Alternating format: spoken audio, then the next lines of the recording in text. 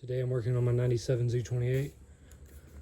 I'm going to change the heater core heater hoses so they go all the way back there. Those two hoses that connect to the heater core, they go all the way down, the aluminum ones on there, and they come up and it goes this one to the top of the water pump, and then the other one goes to the bottom of the water pump over here, right there, and it's leaking down there at the connector because someone's replaced these hoses, and someone replaced this one too. This is the original style. That's the connector that's leaking on my car. See, it's supposed to have the metal around the plastic, and then the other one's supposed to have metal too, just like this side, and there's a bleeder. I have all of it all the way to the heater core. Got it from Rock Auto. Here's the part number. It was 105 with shipping. So I've almost got the heater hoses out. Those two I disconnected from the heater core back there. Got them over this wire. It was in there, so I undid that. I just got to get this wire that's connected to the bracket right there off, and I should be clear. I started unbolting the alternator because I thought I was going to have to take it out, but I might get away with not having to. I did take out the battery so I could see what I was doing right here. I had to slide the hoses that connected to the water pump, and down there I pulled them out from all this entanglement of hoses and slid them underneath the power steering hose because they were underneath them. Now they're above. That one actually broke. And here's the other one with the pressure gauge or release. And I should be able to pull it out soon.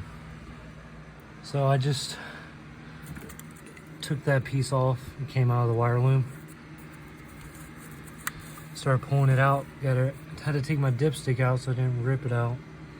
And I broke the oil cap, so I had to get a new one, but that's fine. Yeah, now it's coming out.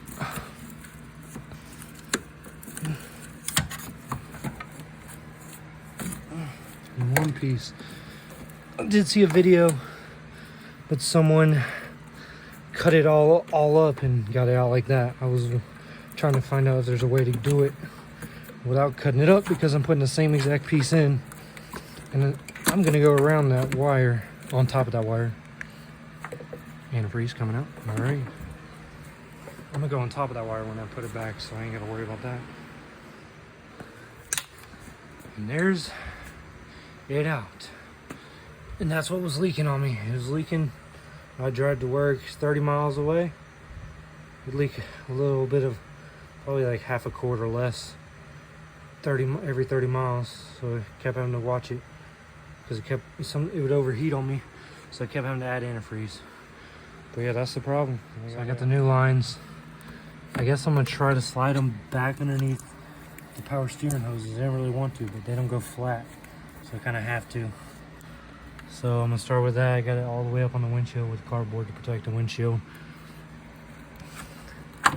This might not be too hard. Just slid.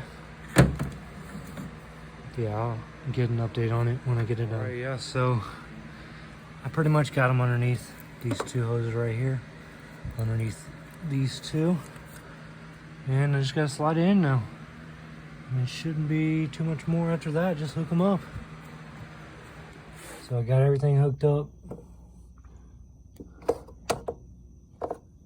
Got the bolt in down there.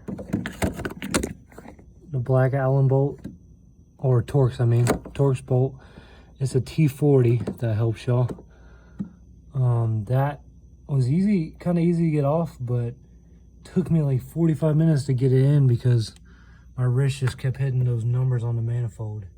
It was eating my wrist up. And then those are connected back there to the heater core.